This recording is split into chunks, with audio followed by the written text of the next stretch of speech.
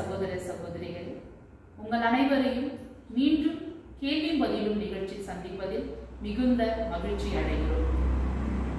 கடந்த சில வாரங்களாக சிலை வழிபாடு, விக்கிரக ஆராதனை என்ற தலைப்பிலே நாம் அநேக ரகசியங்களை வேதத்தின் அடிப்படையிலே கேட்டு அறிந்து கொண்டோம்.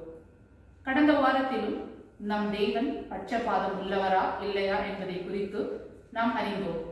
அதன் கடைசியாக எலியாவும் மோசேயும் எப்படி பரலோகத்துக்கு கடந்து போனார்கள் என்று பேசி வந்தோம். அது எப்படி கடந்து போனார்கள் என்பதை குறித்து இந்த நாளிலே அதன் ரகசியத்தை நம் போதரிடத்திலே கேட்டு அறிந்து கொள்ளலாம். வாங்க, அந்த ரகசியம் என்ன சொல்லுங்க. கடந்த வாரத்தில் நாம் பார்த்த நேரத்தில் ஒலிவ மலையிலே ஆண்டவர் ஜெபிக்கும்படி கடந்து போகிறார். அவர் ஜெபிக்கும் போது அவர் மறுரூபமாக்கப்பட்டார். மட்டுமல்லாமல் எலியாவும் மோசேயும் அவரோடு வந்து உறவாடி கொண்டிருந்தார்கள் என்று வேதம் சொல்கிறது. எத்தனையோ தீர்க்கதரிசிகள் வேதத்தில் உண்டு. இருந்தாலும் பழைய ஏற்பாட்டின் காலகட்டங்களில் பார்க்கும்போது தேவனோடு முகமுகமாய் ஒரு சிநேகிதன் பேசுவதை போல் பேசின ஒரே ஒரு மனிதன் யார் என்று சொன்னார்? மோசேதான். மோசேதான் பழைய ஏற்பாட்டின் பிரதான தீர்க்கதரிசியாய் காணப்படுகிறார். நியாய பிரமாணம் இல்லை என்று சொன்னால் பழைய ஏற்பாடே இல்லை. அப்படின்னு சொன்னால் நியாய பிரமாணமானது மோசேயின் மூலமாக தான் தோற்றம் அளித்தது. அடுத்து எலியாவை குறித்து வேதம் சொல்கிறது. எலியாவும் அங்கே உறவாடும்படி கடந்து வந்தார்கள். ஆனால் வேதம் இடத்துல திட்டம் தெளிவாய் கொடுக்கப்பட்டிருக்கிறது. அவர்கள் எண்ணத்தை குறித்து பேசிக் கொண்டிருந்தார்கள் என்று சொல்லி அதை கவனித்திருக்கிறீர்களா?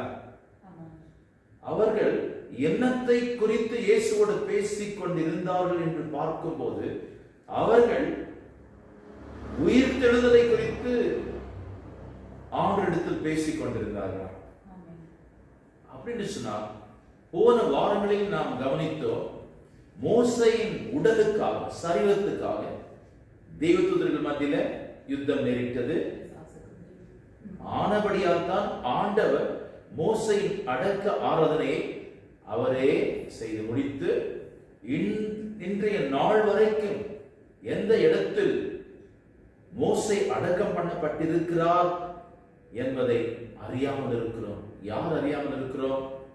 தேவதூதர்களும் அறியாமல் இருக்கிறார்கள், நாமும் அறியாமல் இருக்கிறோம், பிசாசும் அறியாமல் இருக்கிறார். தேவனுக்கு மாத்திரமே அந்த இடம் தெரியும். அடுத்து இந்த ரகசியம் என்பதை நாம் கவனித்தோம். அப்படின்னு சொன்னால் இந்த மோசே எந்த இடத்திலிருந்து ஆண்டவரிடத்தில் பேச வந்திருக்க வேண்டும்? ஒன்று. இரண்டாவது, எலியா எந்த இடத்திலிருந்து ஆண்டவரிடத்தில் பேச வந்திருக்க வேண்டும்? அநேக மக்கள் நினைக்கிறார்கள் நீதிமான்கள், பழைய ஏற்பாட்டின் நீதிமான்கள் கூட மரித்த பிறகு ஒருவேளை பரலோகத்தில் அவர்கள் பிரவேசித்திருப்பார்கள் என்பது ஒரு கற்பனை. ஆனால் வேதத்தின் அடிப்படையில் பார்க்கும்போது எல்லா நீதிமான்களும், மோசேயோடு சேர்ந்த எல்லா நீதிமான்களும், அவர்கள் ஒருவரும் எப்பேற்பட்ட தீர்க்கதரிசியாக இருந்தாலும் கூட ஒருவரும் அந்த நியாய பிரமாணத்தை முழுமையாக நிறைவேற்றாமல் போனார்கள். அப்படின்னு சொன்னால் ஏற்கனவே சொன்னேன், நியாய பிரமாணத்தில் ஒரே ஒரு நியாய பிரமாணத்தை மீறினாலும் கூட எல்லா கட்டளைகளை முழு நியாய பிரமாணத்தை மீறினது போல. அப்படின்னு சொன்ன என்ன அர்த்தம்? நியாய பிரமாணத்தினால பாவம் பிரவேசித்தது. பாவம் என்று சொல்லிக் கொடுத்தது யார்? நியாய பிரமாணம். எனக்கு பாவம் என்று சொன்னால் எது பாவம் என்று அறியாமல் இருந்தேன். ஒரு சிறிய குழந்தை, ஒரு 6 மாதத்தின் குழந்தை, ஒரு வருடத்தின் குழந்தை தவறுகளை செய்கிறது அந்த குழந்தை. ஆனால் அந்த குழந்தை தவறுகளை செய்தாலும் அது தவறாக எண்ணப்படுவதில்லை. காரணம் என்ன? இந்த குழந்தைக்கு அறிவில்லை, அதாவது ஞானம் இல்லை. இதை செய்யக்கூடாது, இதை நான் செய்யலாம். அப்படின்னு சொன்னால் நியாய பிரமாணம் பிரவேசிப்பதற்கு முன்னே காணப்பட்ட நாட்களிலே பார்க்கும்போது பாவம் இது என்று சொல்லிக் கொடுக்க யாருமே இருக்கவில்லை. யாக்கோபை குறித்து பார்க்கும்போது யாக்கோபுக்கு 4 மனைவிகள், 13 பிள்ளைகள், 12 பிளஸ் 1, ஒரே ஒரு பெண் பிள்ளை தீனாள் என்று சொல்லி.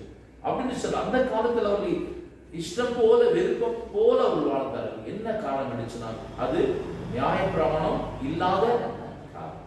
அந்த நியாயப்பிரமாணம் இல்லாத காலத்தில் அவர்கள் எந்த பாவத்தையும் செய்தாலும் கூட அது பாவமாக எண்ணப்படவில்லை.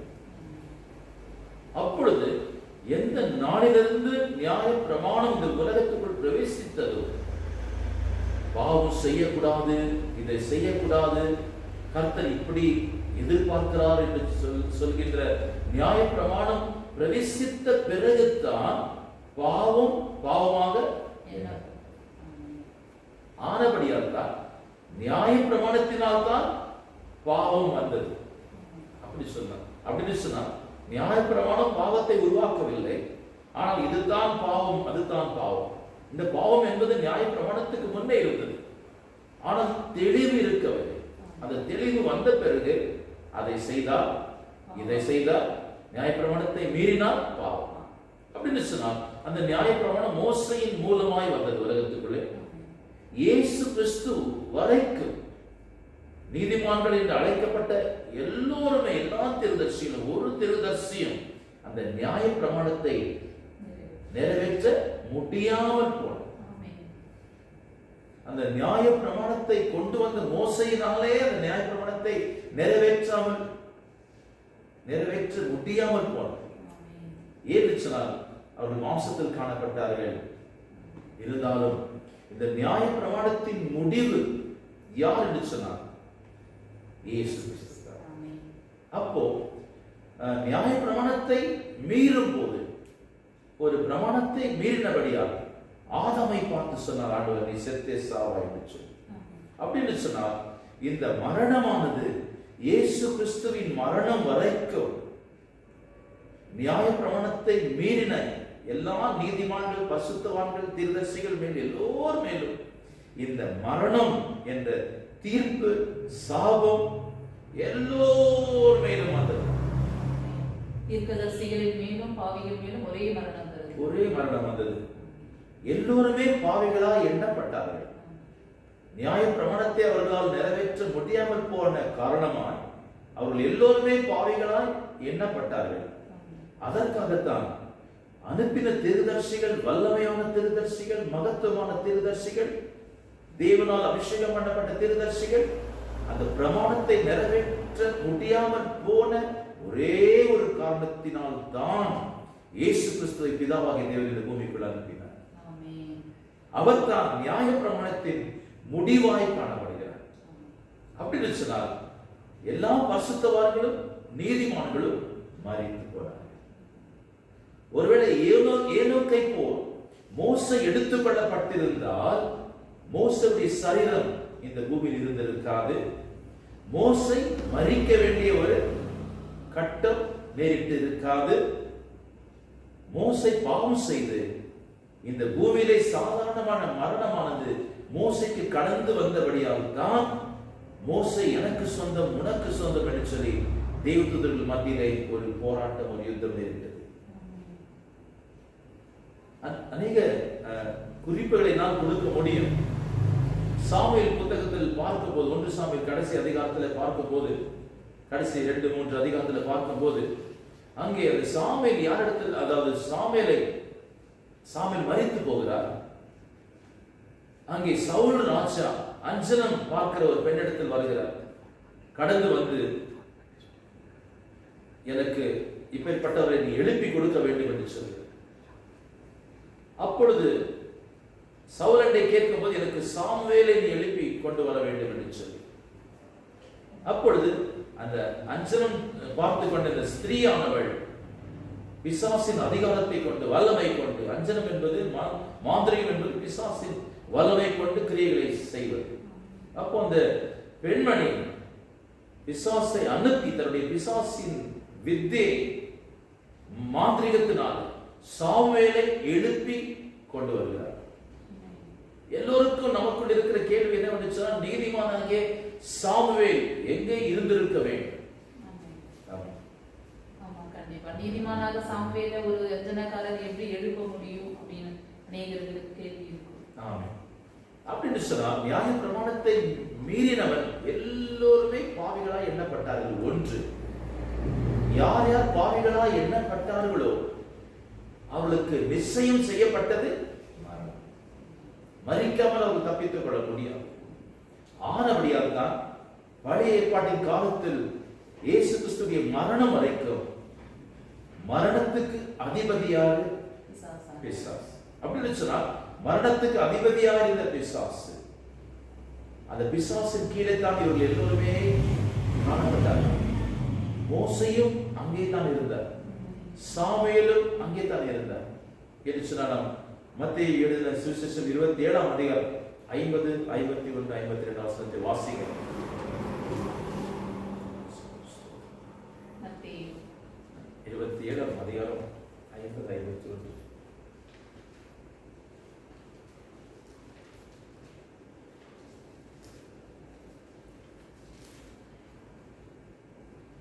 இயேசு மறுபடியும் மகா சத்தமாய் கூப்பிட்டு ஆவியை விட்டார்.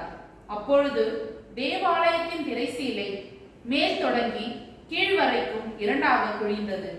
பூமியும் அதிர்ந்தது, கன்மலைகளும் பிளந்தது, கல்லறைகளும் திறந்தது. நித்திரை அடைந்திருந்த அநேக பரிசுத்தவான்களுடைய சரீரங்களும் எழுந்திருந்தது. போதும். வேதம் சொல்லுகிறது, ஆதியிலே நாம் ஆரம்பத்திலே நாம் எதை குறித்து, ஒரு வல்லமை வானத்திலிருந்து விழுந்த ஒரு வல்லமை குறித்து நாம் பிசாசின் அதிகாரம் விழுந்தது என்று சொல்லி அதை குறித்து நாம் தியானம் செய்தோம். இப்பொழுது இன்னொரு பெரிய, அதை பார்க்கிலும் ஒரு எண்ணிக்கைக்கு அடங்காத, நம்முடைய அதாவது சிந்தனைக்கு எட்டாத ஒரு பெரிய மகிமை வல்லம். ஆமென். வேதம் சொல்கிறது, இயேசு மரிக்கும் அவருடைய சரீரத்தில் ஒரு துளி ரத்தமும் இல்லை. இருந்த ரத்தமெல்லாம் வடிந்து போனது. அவர் மிகவும் பலவீனமாய் காணப்படுகிறார். ஆனால் வேதம் சொல்ல 50ஆம் வசனத்தில் அவர் உரத்த சத்தம். அப்பொழுது அந்த வல்லமை என்ன? வேதம் சொல்கிறது, லாசருவை இயேசு கிறிஸ்து எழுப்பின போது, எழுப்பும் போது சொன்னார், உரத்த சத்தமாய் சொன்னார். ஏன் உரத்த சத்தமாய் சொன்னார்?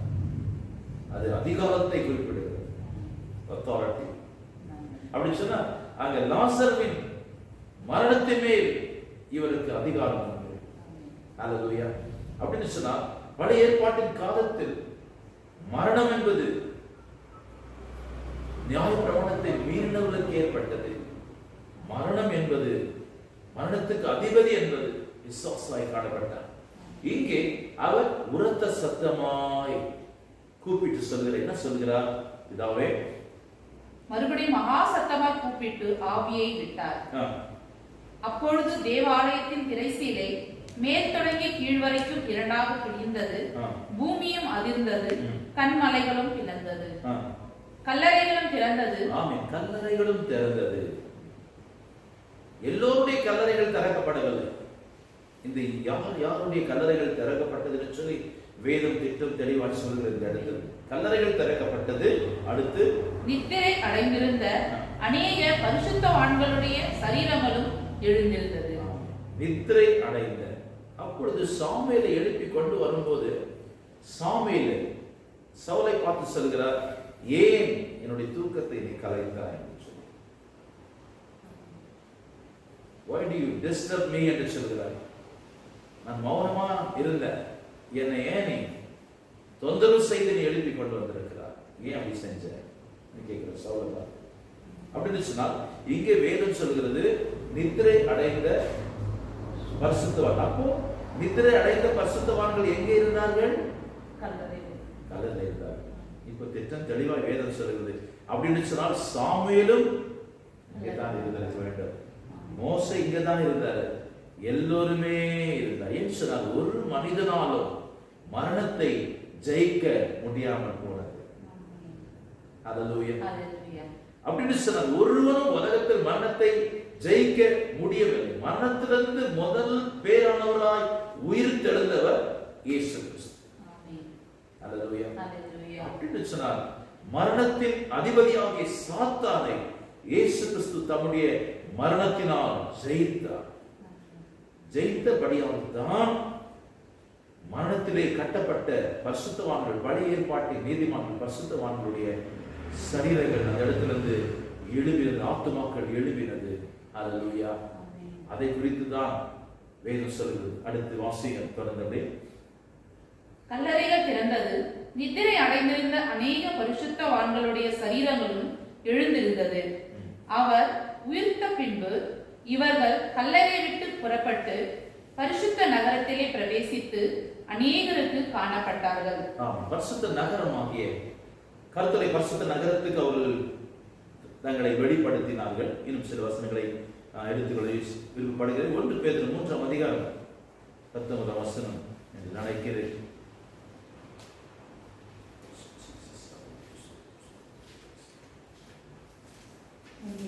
1 பேதுரு 3 அதிகாரம் 19 வசனம். 18 வசனம் நல்லமா இருக்கும். ஏனெனில் கிறிஸ்துவும் நம்மை தேவனிடத்தில் சேர்க்கும்படி அநீதி உள்ளவர்களுக்கு பதிலாக நீதி உள்ளவராய் பாவங்களின் நிமித்தம் ஒரு தரம் பாடுபட்டார். அவர் மாம்சத்திலே கொலையுண்டு ஆவியிலே உயிர்ப்பிக்கப்பட்டார். அந்த ஆவியிலே அவர் போய் காவலில் உள்ள ஆவிகளுக்கு பிரசங்கித்தார். காவலில் உள்ள ஆவிகளுக்கு அவர் பிரசங்கித்தார். எந்த இடத்துல காவலில் இருந்தார்கள் அவர்கள்? வேதம் சொல்கிறது அவர்கள் கல்லறையிலிருந்து திறக்கப்பட்டு உயிரோடு எழுந்தார்கள். எப்படி எழுந்தார்கள்? இயேசு கிறிஸ்துவிய மரித்தவர் அப்படின்னு சொன்னா அவருடைய மரணம் நமக்கு ஜீவனை கொண்டு வருது.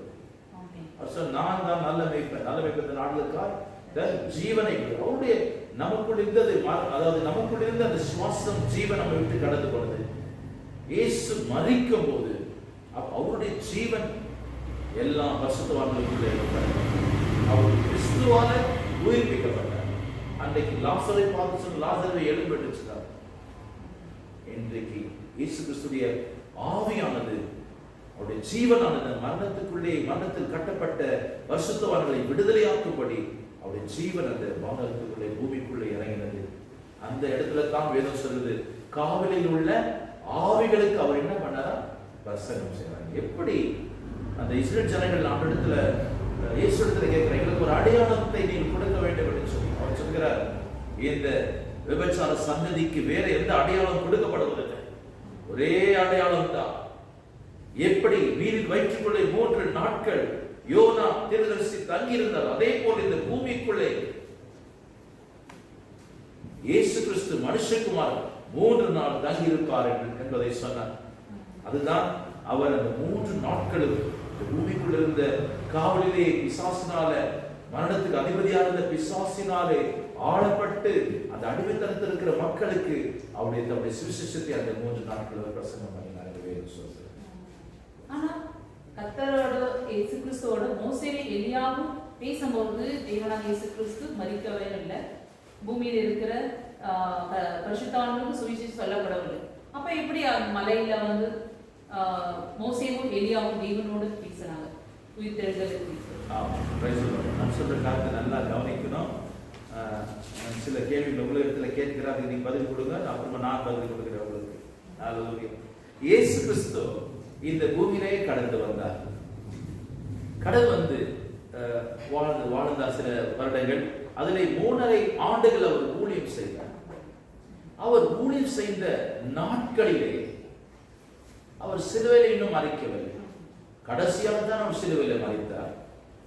நாம் நினைக்கிறோம், நாம் எல்லோரும் நினைப்பது என்னவென்று அவர் சிலுவையிலே மரித்த பிறகுதான் அவர் பிசாசை ஜெயித்தார் என்று சொல்லி நாம் நினைத்துக் கொள்ளுகிற ஒரு நேரங்கள் அதிகமாக இருக்கலாம். மனுஷனுடைய ஒரு யோசனை. நான் இடத்தில் கேட்கிறேன், இயேசு கிறிஸ்து சிலுவையிலே மரிக்கும் போது பிசாசின் தலையை நசுக்கினார். ஆதியாகமம் 3 அதிகாரம் 15 வசனத்தின்படி அவர் பிசாசின் தலையை நசுக்கின பிறகுதான் அவருக்கு அதிகாரம் கொடுக்கப்பட்டிருக்கும். ஆனால் இயேசு கிறிஸ்து சிலுவையிலே மரித்த பிறகு பிசாசு அவரை கண்ட போது பயந்ததா அவர் மரணத்துக்கு ஒப்பு கொடுக்கப்பட்டு சிலுவையிலே மரிப்பதற்கு முன்னே இயேசுவை கண்டு பிசாசு பயந்ததா? அவர் மரணத்துக்கு முன்பாகவே பிசாசு அவரை கண்டு பயந்தது. அவர் பிசாசுடைய தலையை நசுக்க தெரியும். பிசாசு பயப்படுவாங்க அவரை கண்டா. சொல்லுங்க. தேவனாகிய இயேசு கிறிஸ்து இயேசு கிறிஸ்து அவர் நித்திய தேவனாய் இருக்கிறார். அவர் சர்வ அதிகாரி. அவர் பிசாசே தலையை நசுக்க வேண்டிய அவசியமே இல்லை. ஏன்னு பிசாசின் தலையை அவர் நசுக்குவதற்கு முன்னே அசுத்த ஆவிகள் அவரை கண்ட உடனே அல்லறினது. அவர் கட்டளிடும் போது புறப்பட்டு போனது. ஏன்னா அவர் என்றைக்கும் சிலுவை மரணத்தில் மரிப்பதற்கு முன்னே அவர் தேவன், மரித்த பிறகு அவர் தேவன். அவர் மரிக்க தன்னை ஒப்பு கொடுத்த காரணம் என்னவென்று சொன்னால், நமக்குள்ளே அந்த ஜீவன் கடந்து வரும்படி, நமக்காக தான் மனுஷன் இழந்து போன அதிகாரத்தை தெய்வகுமாரனாகிய இயேசு கிறிஸ்துவின் கரத்தில் இருந்த அந்த அதிகாரம் என்னும் சாவியை திறவுகோலை நம்முடைய கரத்தில் கொடுக்க, மனுஷனுக்கு அதிகாரத்தை கொடுக்கத்தான் அவர் மரித்தாரே ஒழிய அவர் அதிகாரத்தை அதிகப்படுத்திக் கொள்ளும்படி அவர் மரிக்கவே.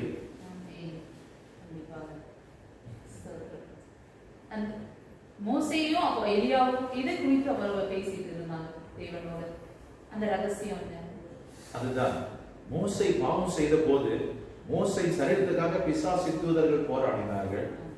இவன் எங்களுக்கு சார்ந்தவன் என்று சொல்லி தேவதூதர்கள் சொன்னார்கள், இவன் எங்களுக்கு சார்ந்தவன், தேவனோடு முகமுகம் பேசினவர் இவன் என்று சொல்லி. ஆனால் அவனை அடக்கம் பண்ணினது ஆண்டவர் என்று சொன்னார். அவனுக்குள்ளே பாவம்.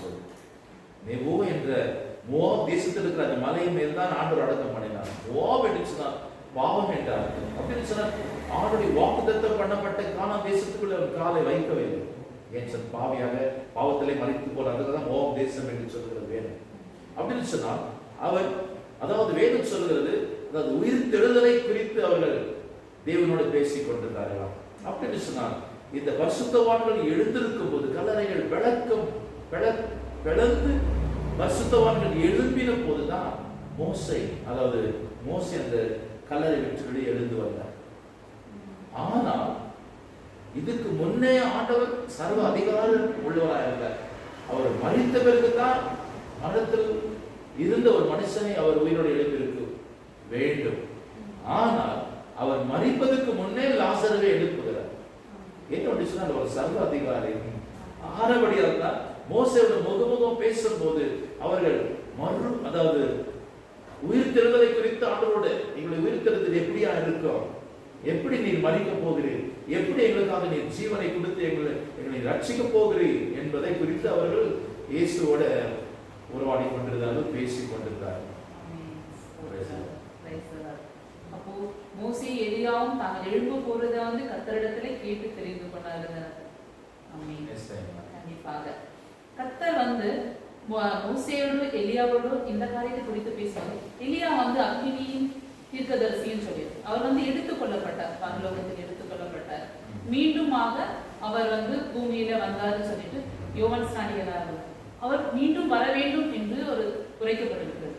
மோசே எலியாவும் கடைசி காலத்திலே வர வேண்டும் என்று சொல்லி, அப்போ எலியா எப்படி வந்து போயார், திரும்ப வர வேண்டியிருக்குதா? வேதம் சொல்கிறபடி பழைய ஏற்பாட்டு காலத்தில் மோசேயும் எலியாவும் தான் வல்லமையான தீர்க்கதரிசிகள்.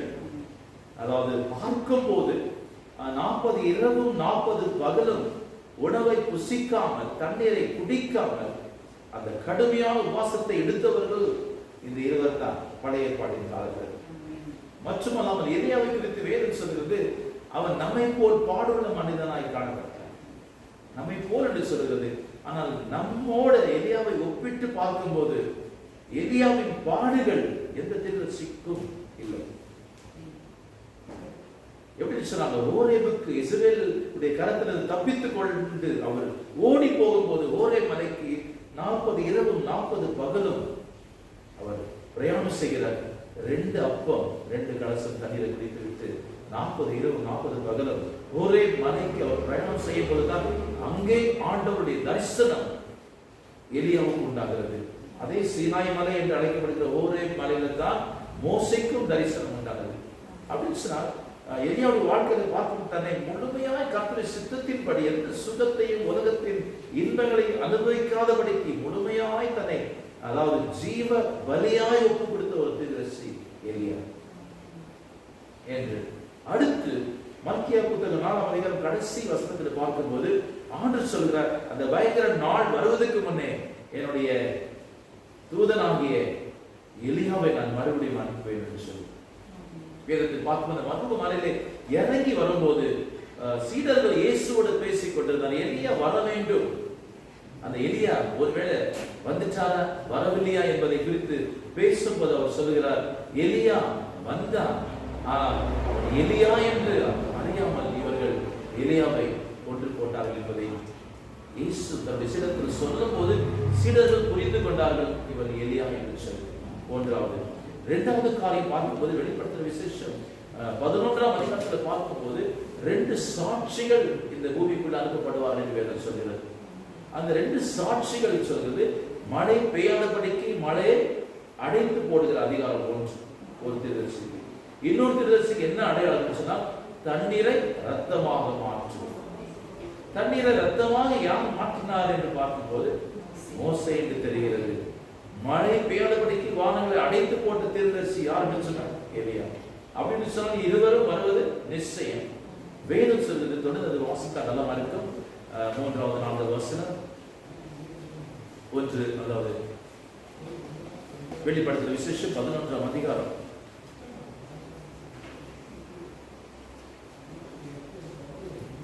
2-3 வசனங்கள். ஆலயத்துக்கு புறமே இருக்கிற பிரகாரம் புறஜாதியாருக்கும் கொடுக்கப்பட்டபடியால் அதை அளவாமல் புறம்பாக்கி போடும். பரிசுத்த நகரத்தை அவர்கள் 42 மாத அளவும் மிதிப்பார்கள். என்னுடைய 2 சாட்சிகளும் 2 வஸ்திரம் உடுத்திக் கொண்டிருக்கிறவர்களால் 1160 நாள் அளவும் தீர்க்க தரிசனம் சொல்லும்படி அவர்களுக்கு அதிகாரம் கொடுப்பேன். பூலோகத்தின் ஆண்டவருக்கு முன்பாக நிற்கிற 2 ஒலிவ மரங்களும் 2 விளக்கு தண்டுகளும் இவர்களே. சொல்லுகிறது 2 காரியங்கள், 2 தீர்க்கதரிசி குறித்து சொல்கிறது. இவர்கள் யார் என்று பார்க்கும்போது என்ன சொல்கிறது? வசனம் 4 வசனம். பூலோகத்தின் ஆண்டவருக்கு முன்பாக நிற்கிற 2 ஒலிவ மரங்களும் 2 விளக்கு தண்டுகளும் இவர்களே. அப்படின்னு சொன்னா வேதம் சொல்கிறது, இவர்கள் 2 விளக்கு தண்டுகள், அடுத்து 2 ஒலிவ மரங்கள். இந்த ஒலிவ மரங்கள் பரலோகத்தில் இருக்கிற ஒலிவ மரங்கள், பரலோகத்தில் இருக்கிற 2 சாட்சிகள் என்று சொல்கிறது. இவர்கள் தான் இந்த இருவர். அப்படின்னு சொன்னா நாம் மனிதர்களாய் பறந்து வந்திருக்கிறோம். அப்படியா? பரலோகத்தில் இருக்கிற 2 சாட்சிகளை ஆண்டவர் அனுப்பினார்.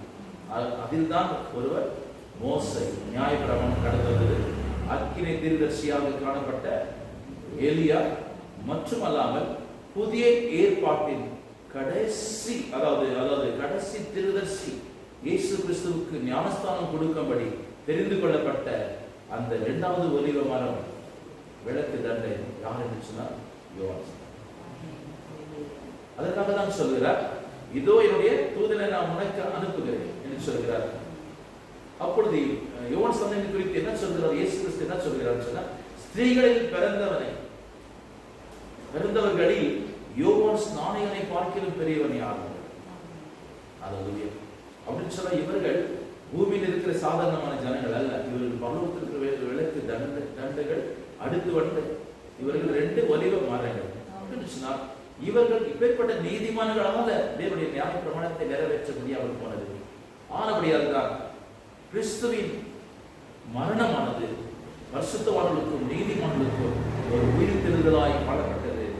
அதனால்தான் இந்த ஜீவனானது, இயேசு கிறிஸ்துவின் ஜீவன் மரணத்தை விழுங்கி மரணத்தின் அதிபதியாகிய பிசாசினுடைய கருத்தில் காணப்பட்ட அந்த அதிகாரத்தில் காணப்பட்ட மரணம் என்ற ஒரு அதிகாரத்தில் காணப்பட்ட அந்த பரிசுத்தவான்களை இயேசு கிறிஸ்துவின் மரணம் தான் விடுதலை செய்து அவர்களை பரதேசத்துக்கு கொண்டு போனது.